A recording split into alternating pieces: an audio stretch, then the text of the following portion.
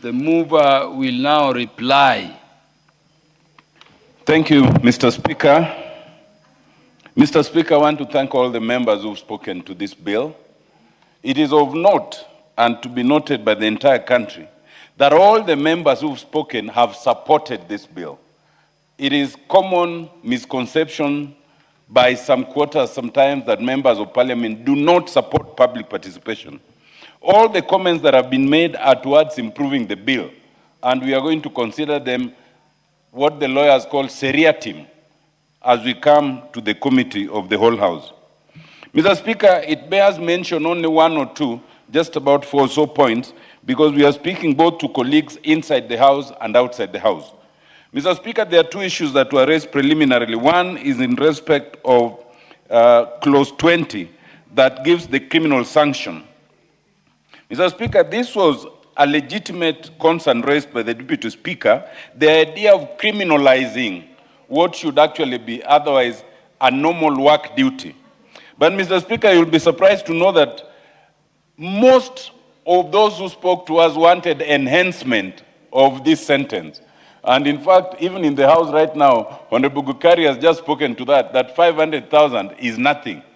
So it would be interesting to have that debate when it comes. You know, we live in a country where most people want enhanced sentences. They want the death penalty, they want life sentences, they want enhanced sentences. But in terms of trend, we trend to try and reduce those sentences.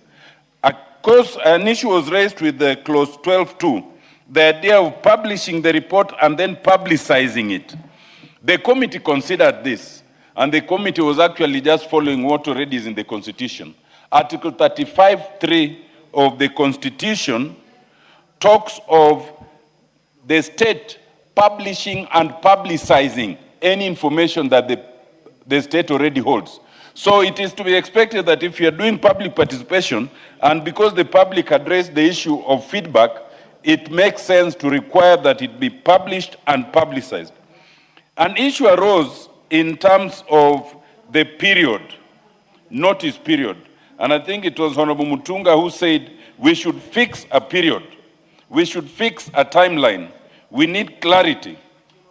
Mr. Speaker, this is something that was then again echoed by the MP for Tetu, who went further to say that we don't just need timeline for the period, we even need to specify what's the minimum number of people to attend, what is the minimum number of memoranda that we should have. Mr. Speaker, we considered this and we concluded that this is an impossibility. We settled for what the lawyers have settled for over the centuries, reasonableness. And somehow, the judges have always been able to define what is reasonable notice.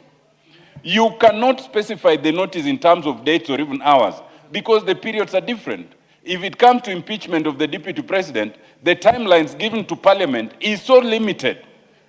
You cannot compare that, for example, to when we want to amend or enact a new constitution, which is timeless.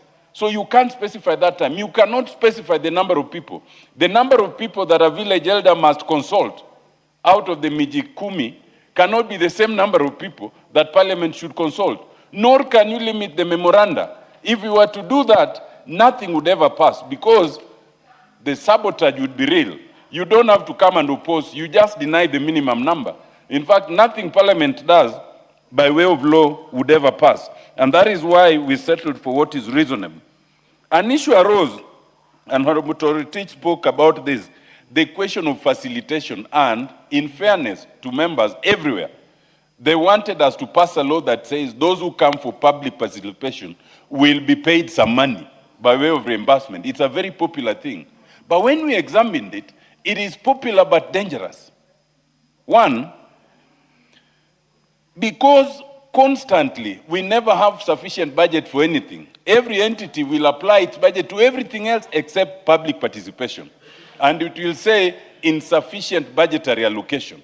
So when then they say they didn't do public participation because there was no budget, what do you do with them? Two, if they allocate a budget, how do you determine the limit of that budget? Because you cannot say, I only want 100 people. You will be limiting the rights of the ones who exceed 100.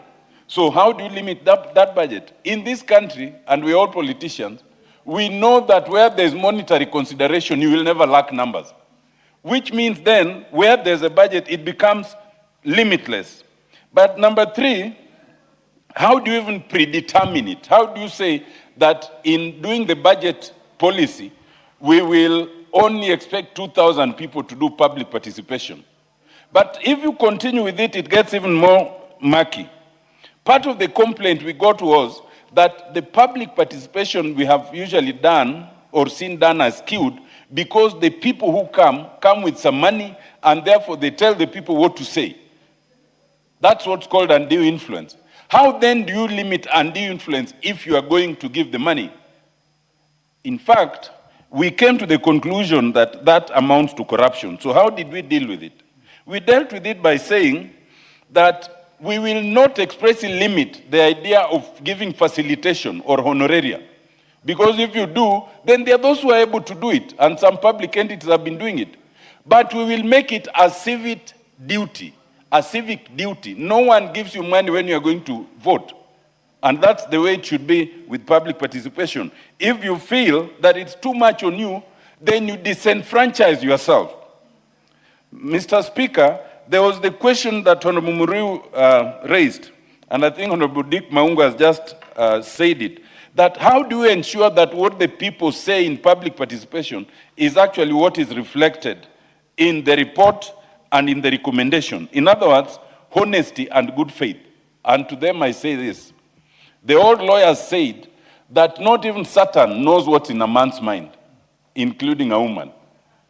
And therefore, you cannot legislate honesty. You cannot legislate good faith. All you can do is take and legislate measures that will enable you measure whether the outcome reflects the input. And that's what the bill seeks to do. It seeks to do that, one, by making sure that you can verify what was said through the report, by making sure that forum is open, by making sure that the report is published and publicized, and by making sure that there's a feedback mechanism. But if you are not certified, if you are in doubt, then that's why we're introducing an amendment to Clause 20, where you can challenge that outcome to be avoided by the High Court. Mr. Speaker, Honorable Gishimu raised a very interesting issue of having a central oversight body. When we started with this bill, there was a proposal to have the Attorney General as the oversight body. We discarded that for a very simple reason, for two reasons. The Attorney General's office themselves are the primary consumers of public participation because they draft the most number of laws and they must do public participation. They cannot superintend themselves. Secondly, the Attorney General is an office in the executive, not in the judiciary, not in the legislature, not in the independent offices. And so we did away with that. There was a second proposal to bring the office of the Ombudsman. And it was not accepted because it was argued that there is no way the Ombudsman can be the judge of the kind of guidelines that an assistant chief should develop, the kind of guidelines that Parliament should develop. Let every entity develop its guidelines within the Constitution and within this Act. Those guidelines then will be measured by the High Court if for anyone who challenges them, both in content and in terms of whether they are followed. And therefore, the overall oversight body here is ultimately the High Court. Lastly, Honorable Gikaria, I think, raised the issue of, do we define the public? We grappled with that thing. And our first point was, the Constitution that requires public participation does not define the public. So why do we need to define the public? If all this time we've applied it without definition, why do we need? Secondly, we came to the conclusion that the word public varies with the circumstances. The public for an issue that concerns the judiciary is not the public for an issue that concerns mining, is not the public for an issue that concerns the fishermen in Lake Victoria. So that let that public be defined within the context of the responsible authority. But in any event, even if you dare define it, you will come to the difficulty Justice Majanja came to. When the question was posed, when you say a person in the context of a company, is it a Kenyan or a non-Kenyan? We left this to the variables of the circumstances. A person can even be a non-Kenyan if, for example, you are consulting travelers who are, transiting through Jomo Kenyatta, not coming into the country. Most of them will not be Kenyans, but they would still be the public for that purpose. Mr. Speaker, with all this, we will consider all this during the committee of the whole House. Honorable Otiende Amollo. Yes, Mr. Speaker. Before you just wind up, look at clause 5, subclause A. When you say public participation may be conducted through written submissions, oral hearings, online forums, or any other method deemed appropriate to the context. Deemed appropriate by who? It is, I believe you're looking at clause 8, actually. I'm at clause 5A. Yes, clause 5A. Deemed appropriate by who? It is deemed appropriate by the responsible authority, because later we define all that we believe to constitute the responsible authorities. And part of what we had asked in public participation, and we're asking this House, is if there's any entity that you can think of that is not mentioned in clause 6, please bring that entity so that we include them, because we don't want to exclude anyone. So it is that responsible authority. I'm happy with that response. Yes. So to avoid the possibility of litigation or having bodies subjectively determine for others what amounts to what is appropriate, I think it would be a minor amendment you could consider. So that is clear. Absolutely. It's for the responsible authority to determine. Absolutely. Again, if you look at clause 2, clause 20, I'm happy you have mentioned there is a possibility of amendment here. But assume there are breaches on the part of Parliament as a responsible authority to comply with the requirements of Article 118 and the provisions of this bill if enacted into law. What would be the natural consequence? Indeed, Mr. Speaker, that is the first point I spoke to. Yes. And that is that one of the contributors, one of the honorable members, was of the view that we should not have clause 20, which now specifies a consequence. And that if we do, it should not be to an individual, it should be to the whole entity. But our answer was, and still is, but we will consider this, twofold. One, that if it comes to Parliament, for example, under clause 6, then specifically it is the clerk of the respective house. And why would it be the clerk of the respective house? Because we used the principle that if you assign that responsibility to no one will take responsibility. If you generally assign it to all the members of Parliament, there is no way all the members of Parliament can never be convicted of a criminal offense together.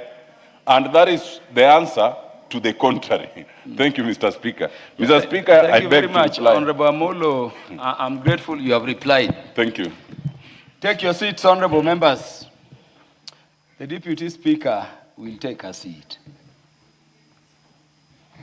Honorable members, I now put the question that the Public Participation Bill, National Assembly Bill number 44 of 2025, be now read a second time. Will as many as are of that opinion say aye? Will as many as are of the contrary opinion say nay? The ayes have it.